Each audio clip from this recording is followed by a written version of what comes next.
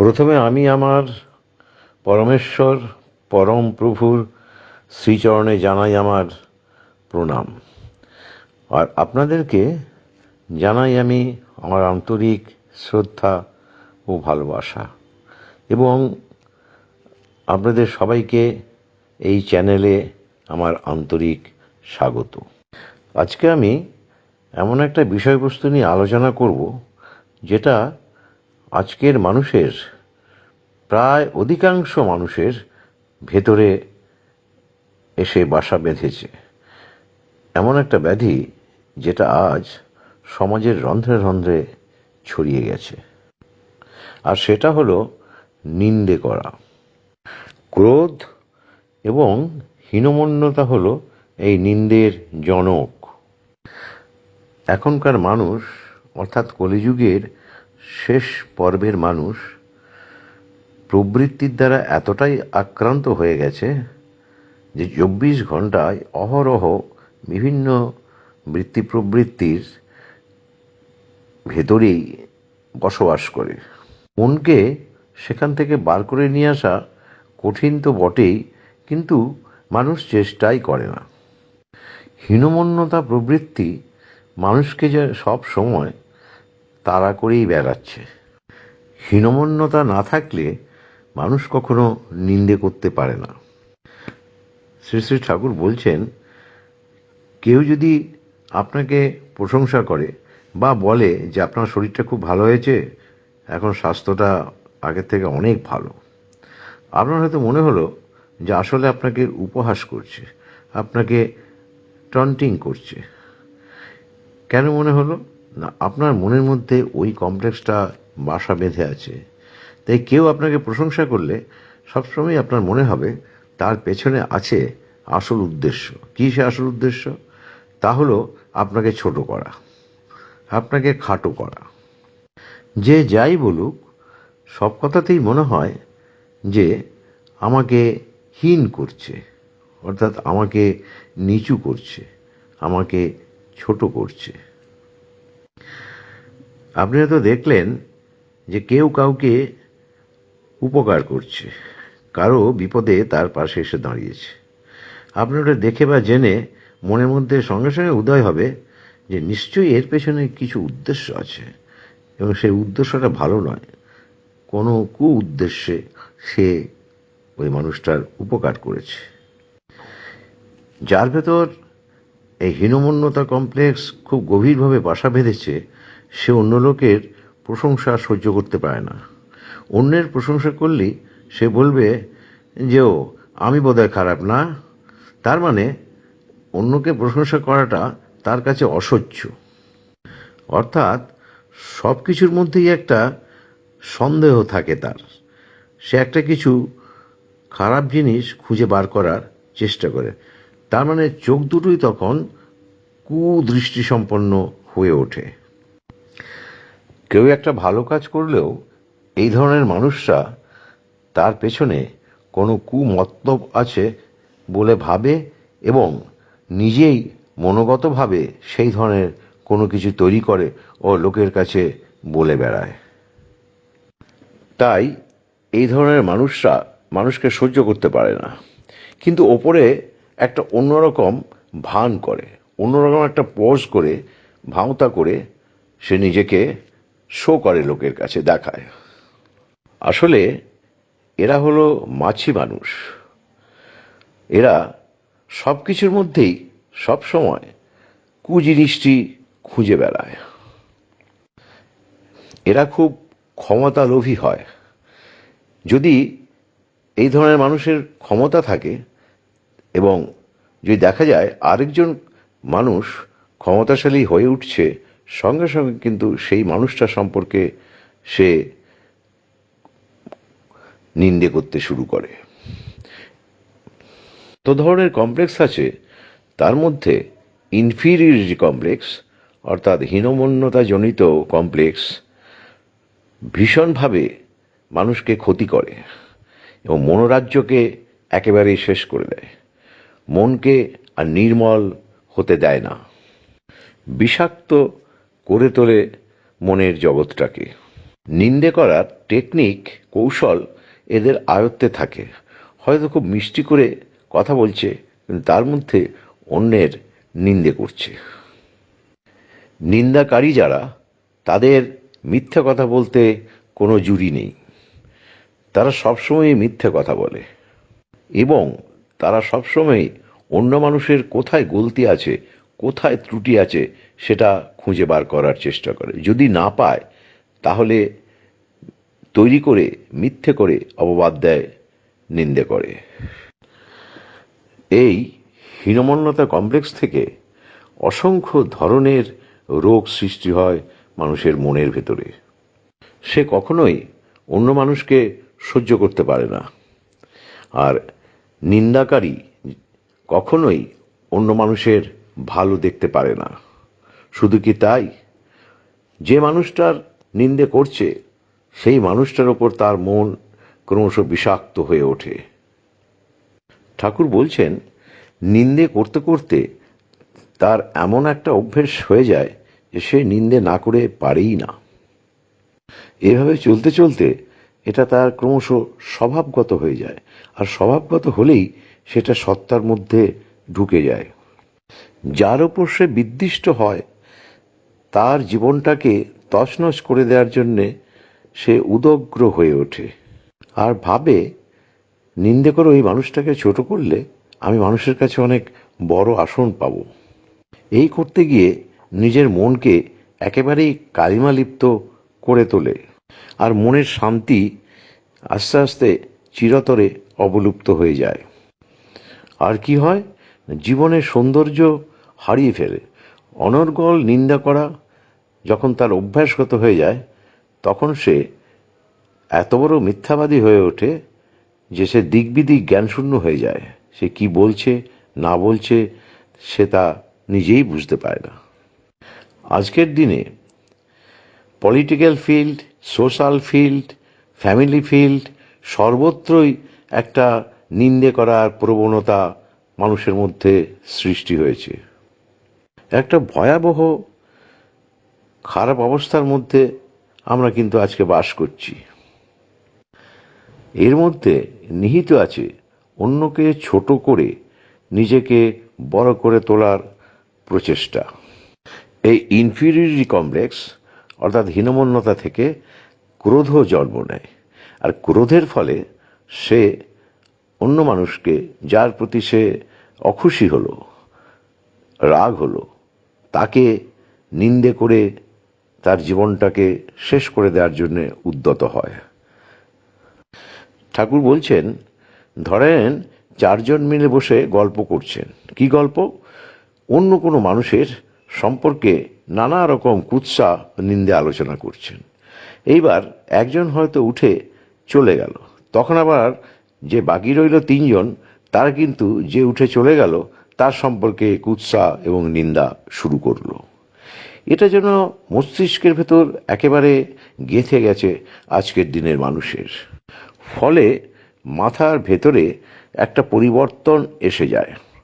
ঠাকুর বলছেন, একটা কার্ভ, একটা বেন্ট অর্থাৎ একটা বক্র গতি মাথার মধ্যে সৃষ্টি হয়। এই যে বাঁকা দিয়েকে যাওয়ার গতিটা মাথার মধ্যে সৃষ্টি হলো, সেটা কিন্তু তাকে বারবার বারবার ওই দিকেই ঠেলে দিতে থাকে। সে তখন ওটা না করলে শান্তি পায় না। তার মানে মস্তিষ্কের যে কর্মপ্রবাহী স্নায়ু, তা কিন্তু সবসময়ই ওই ধরনের কাজ করে।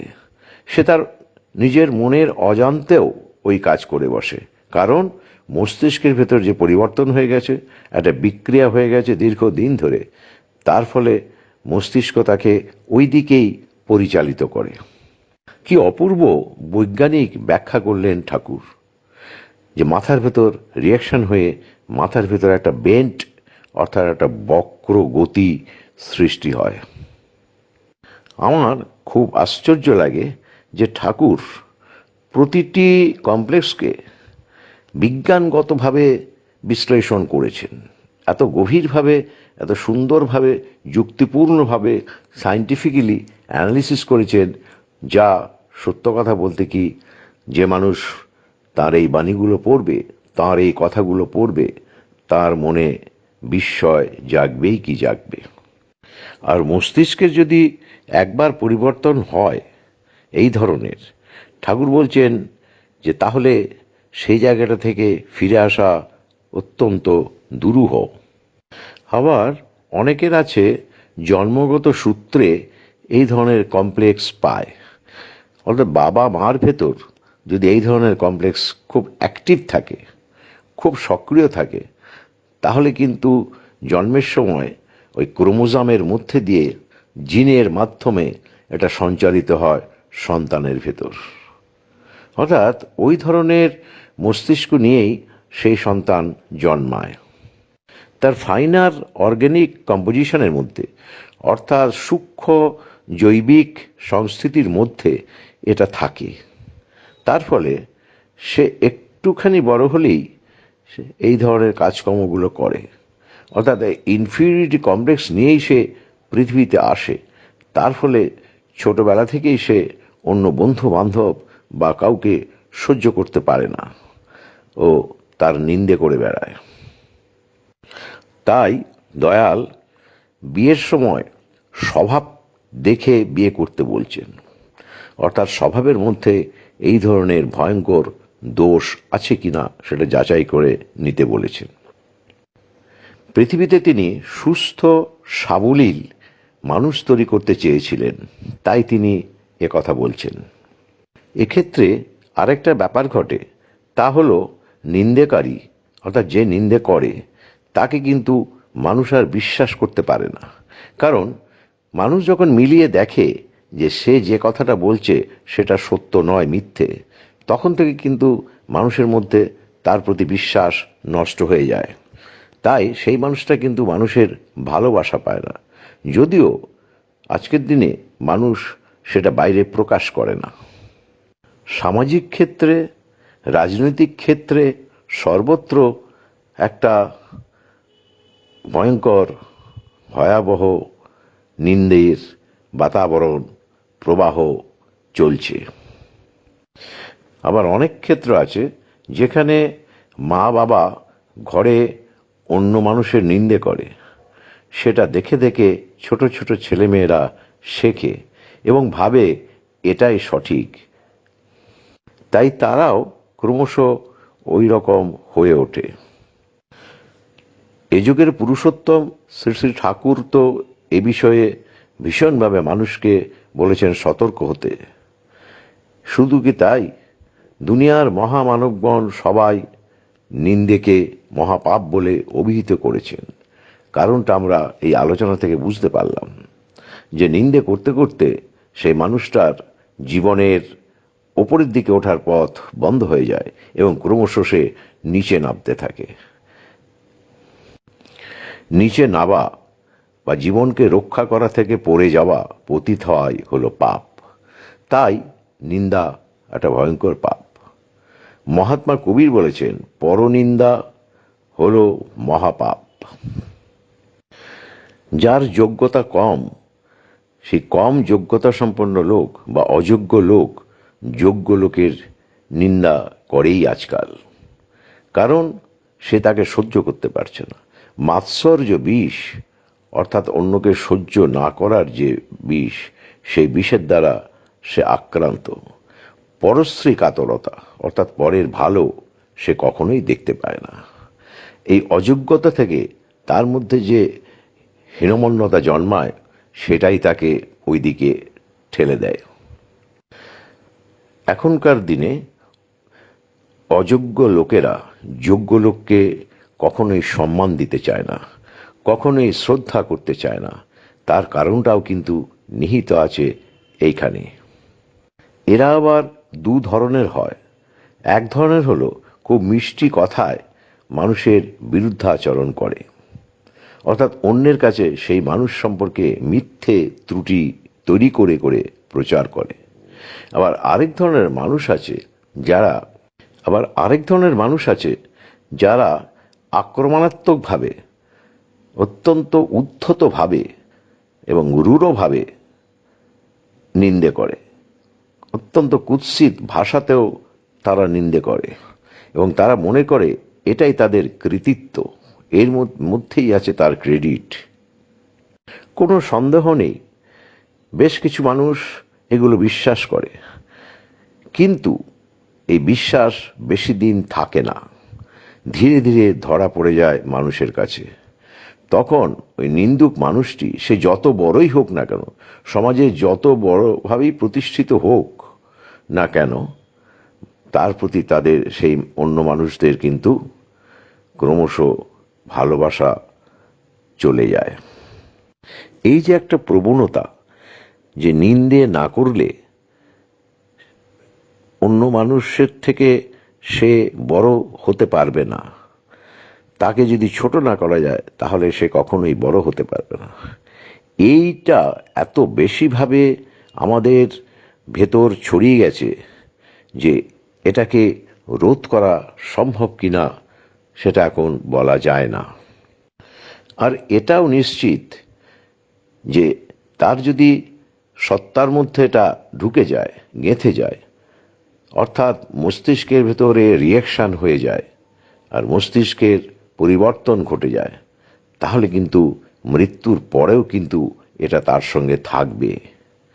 আর এই রকম স্বামী স্ত্রীর কাছে সে আবার জন্ম পাবে, ফলে জীবনটা ধ্বংসের দিকে এগিয়ে যাবে।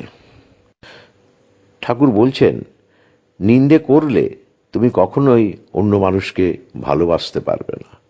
আর যদি ভালোবাসতে না পারো, তাহলে তুমি অন্য মানুষকে আপন করে নিতে পারবে না, দুনিয়ায় একটা বিচ্ছিন্ন মানুষে পরিণত হবে।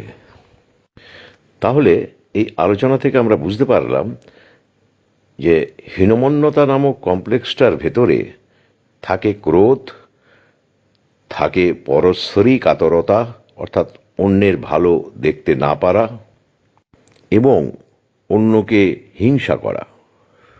আর এগুলো থেকেই উৎপন্ন হয়, তৈরি হয় নিন্দে করার ইচ্ছা বা ঝোঁক, অর্থাৎ প্রবণতা। আজকের বিষয়বস্তু অত্যন্ত দীর্ঘ, তা সত্ত্বেও অত্যন্ত সংক্ষিপ্তভাবে এ বিষয়ে আমি আজ আলোচনা রাখলাম আপনাদের সামনে।